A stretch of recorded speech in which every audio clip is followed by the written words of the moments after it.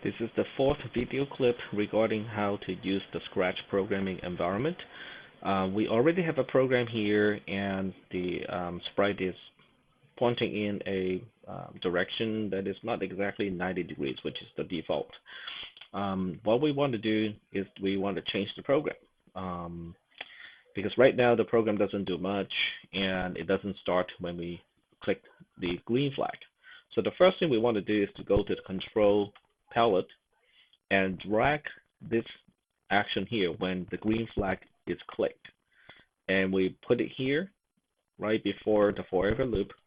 So that means this program won't start until the green flag is clicked. Now, if you click it, it will still go ahead and start.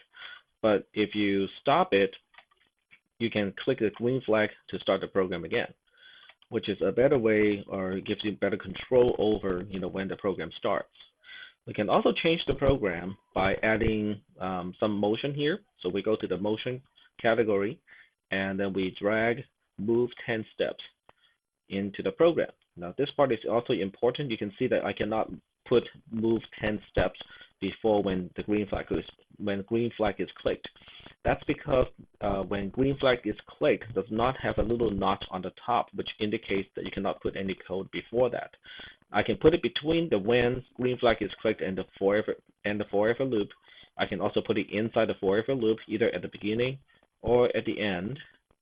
Oh, maybe here it is at the end of the forever loop, and here we can put it also after the forever loop. Oh, we cannot put it after the forever loop because the ending of the forever loop does not have a little tab which indicates that you can attach additional code at the end, which makes sense because if the loop is forever, then whatever is after the loop does not have a chance to execute. So right now we can only have one logical choice, which is to put the move block right below the point toward mouse pointer block here, just like that.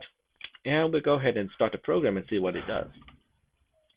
And you can see that all it does is Scratch will follow the pointer, and if I move the pointer fast enough, you can see that Scratch will just perform fairly smooth action.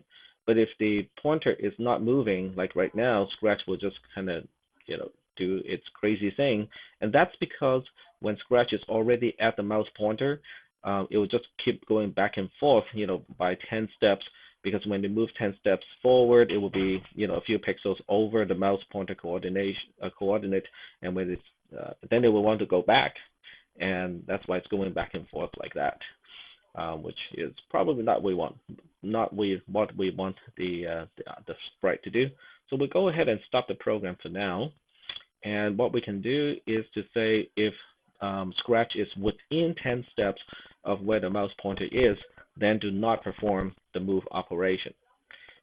In order to do that, we need to go to the Control tab, and we have to select a conditional statement this time. A conditional statement is using the if or the if else. In this case, we can get away with only using the if, so we'll go ahead and just use the if step here. And we'll put the if block inside the forever block. It doesn't really quite matter where you put it, but right here we just put it surrounding around the move 10 block or move 10 steps block here. And what we want to do is to specify the condition and say we want Scratch to move 10 steps only if a condition is true. So we'll go ahead and specify this part in the next video clip.